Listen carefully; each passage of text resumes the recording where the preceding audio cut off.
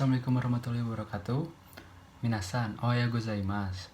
Hajimemashite, watashi wa Rehan desu. Watashi wa Gakusei desu. Chimahi Daiichi Senmon Kokou Jusan Nensei desu. Ya, pada kesempatan kali ini, saya akan membahas tentang lampiran 10. Mari kita simak pembahasan kali ini. Ya, mari kita lanjut ke pembahasannya, yaitu lampiran 10, yang isinya terdiri dari memakai yukata, siswa SMA di Jepang, dan bahasa Jepang yang mendunia. Yang pertama adalah yukata. Apa itu yukata? Yukata adalah jenis kimono yang dibuat dari bahan kain katun tipis tanpa pelapis. Dibuat dari kain yang mudah dilewati angin. Yukata dipakai agar badan menjadi sejuk di sore hari atau sesudah mandi malam berendam dengan air panas. Dan menurut urutan tingkat formalitas, yukata adalah kimono non-formal yang dipakai pria dan wanita pada kesempatan santai di musim panas. Misalnya, sewaktu melihat pesta kembang api, matsuri, atau menari pada perayaan Obon. Yukata dapat dipakai siapa saja tanpa mengenal status wanita sudah menikah ataupun belum menikah. Lalu sejarah singkat yukata. Istilah yukata berasal dari yukata bira. Mulanya, kata bira dipakai untuk menyebut sehelai kimono dari kain rami. Walaupun tidak lagi dibuat dari kain rami, pakaian seperti itu tetap disebut kata bira. Kimono kain rami dipakai sebagai pakaian sewaktu mandi berendam, namun akhirnya berubah fungsi sebagai pakaian sesudah mandi ketika rumah-rumah di Jepang belum memiliki kamar mandi. Yukata dipakai orang untuk pergi ke pemandian umum. Lalu, apa sih perbedaan yukata dengan kimono?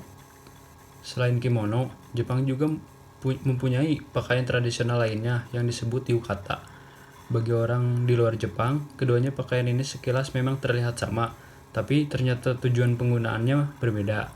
Kimono, pakaian formal yang dipakai pada acara pernikahan, festival, atau upacara minum teh. Berbeda dengan yukata yang merupakan pakaian informal dan lebih kasual. Yukata sehari-hari digunakan di dalam rumah atau setelah mandi. Dari segi bahan pakaian, keduanya juga berbeda. Kimono umumnya terbuat dari sutra halus dengan tingkat kesulitan pembuatan lebih tinggi. Hal ini menyebabkan kimono harganya mahal dan lebih nyaman dikenakan saat musim dingin. Selain itu, pengguna kimono akan mengenakan alas kaki bernama zori yang terbuat dari kain atau anyaman. Mereka juga bisa mengenakan geta, yaitu sendal kayu yang tinggi. Hal ini berbeda dengan penggunaan yukata karena pakaian ini kasual, penggunaannya tak perlu pakai alas kaki tertentu. Lalu, bagaimana sih pakaian tradisional di Indonesia? Indonesia juga memiliki pakaian tradisional masing-masing sesuai suku daerahnya atau provinsinya. Karena Indonesia memiliki banyak provinsi, maka dari itu pakaian adatnya pun berbeda-beda yang digunakan dalam acara-acara tertentu, tapi kita akan sering melihat dalam acara pernikahan atau sebagainya. Ya, setelah kita membahas tentang yukata yang tadi, lalu bagaimana sih cara menggunakan yukata? Mari kita simak video berikut ini. これから浴衣の着付けを皆様にお教えしたいと思います。使うのは2本の腰紐と帯の芯となる帯板です。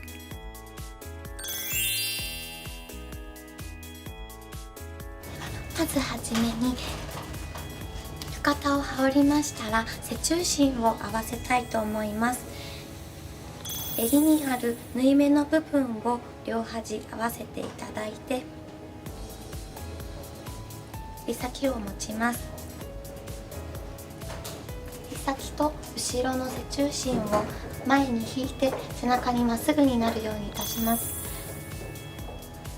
その後にこちらの裾線をくるぶしの部分で合わせてください。次に前幅を決めていきたいと思います。こちらを引っ張ったまま中にすべて入れ込むようにいたします。中に入れましたら、この引っ張ったまま前幅を合わせて片手でこちらは留めます。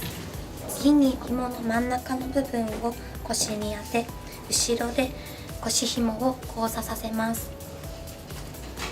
前でリボン結びをしていただきまして、紐にからげて中に通します。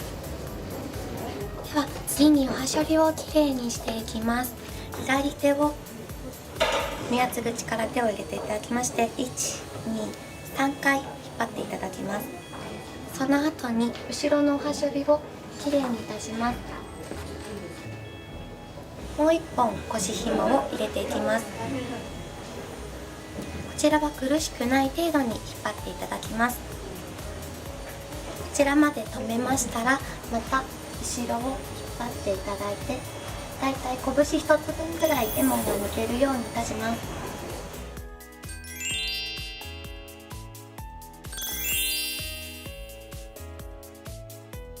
では手先を半分に折っていきます。左肩にかけていただいて、長さを腰の部分まで取ります。半分に折った部分を三角形に広げていきます。帯を2回自分の体に巻いていただきます。帯を締め終わりましたら、こちらのタレの部分を斜めに折り上げます。先ほど肩にかけました手先を下に帯を結びます。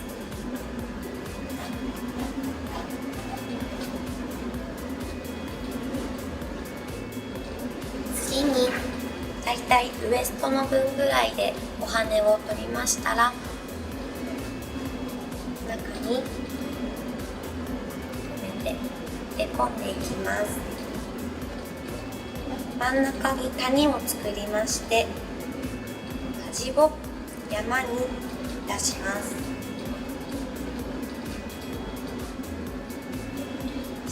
残った手先で真ん中を結び目に入れて強く引きます。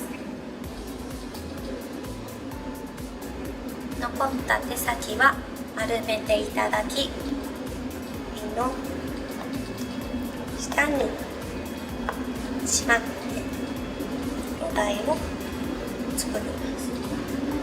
帯を後ろに回します。最後に帯をきれいに見せるために帯板を使います。2枚巻いた間に入れます。帯板がない場合は厚手の紙を代用していただいても大丈夫です。処理をきれいに整えます。こちらで浴衣の着付けは完成です。ぜひ皆様も浴衣を手に入れて着付けにチャレンジしてみてください。Ya, lalu selanjutnya kita akan bercerita tentang siswi SMA di Jepang yang bernama Morita Yuka. Morita Yuka-san tinggal di prefektur Kanagawa. Siswa kelas 1 SMA. Seminggu sekali setelah pulang sekolah, ia pergi ke tempat latihan karate. Ia mulai berlatih karate sejak duduk di kelas 3 SD. Saat itu ia sangat lemah sekali, sehingga ia ingin sedikit lebih kuat. Sejak itu, ia mulai latihan karate. Tetapi, sekarang menurut temannya, meskipun Morita-san selalu tersenyum, tetapi ketika ia berkarate, menyeramkan seperti hantu. Saat di rumah, Morita-san semua anggota keluarga yang berjumlah 4 orang selalu bersama-sama menikmati makan malam. Menu makan malam hari ini adalah ikan salmon asin bakar dan tumisayu serta misoshiru. Di Jepang ada istilah ofokuro no aji atau rasa masakan ibu. Arti dari kata itu adalah rasa khas makanan yang dibuat oleh ibu berbeda di masing-masing keluarga. Bahan dasar misoshiru atau sup yang terbuat dari kacang kedelai. Di rumah Morita-san katanya tahu, rumput laut, dan daun bawang. Apakah rasa masakan ibu di rumah teman-teman? Lalu Morita-san sekarang sedang menggemari fotografi. Katanya, ia suka memotret alam yang menunjukkan berbagai suasana ketika ia di luar rumah dan melihat suasana langit, gunung, bunga, dan lain-lain yang indah. Ia akan segera mengeluarkan kameranya dan mengabadikannya. Lalu kita akan bercerita tentang bahasa Jepang yang mendunia. dari Harbanu Harmawan. Di Pulau Bali, banyak sekali wisatawan mancanegara yang datang dari seluruh dunia. Wisatawan Jepang yang datang ke sana setiap tahunnya ada sekitar 300.000 orang. Di sana banyak orang Indonesia yang bekerja dengan menggunakan bahasa Jepang.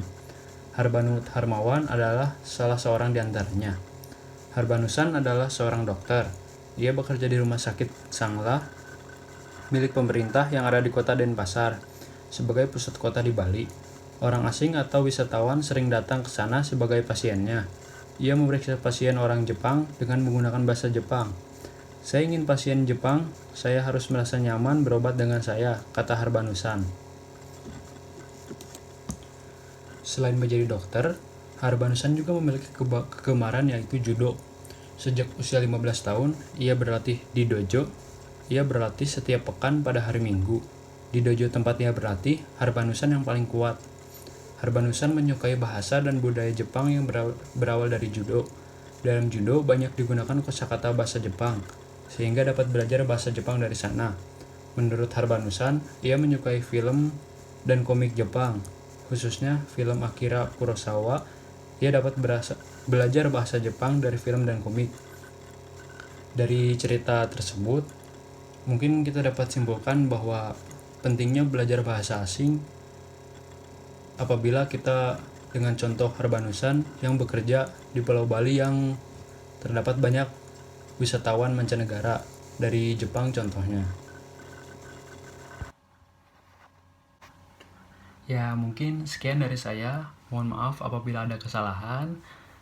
Semuanya saya ucapkan terima kasih. Wassalamualaikum warahmatullahi wabarakatuh.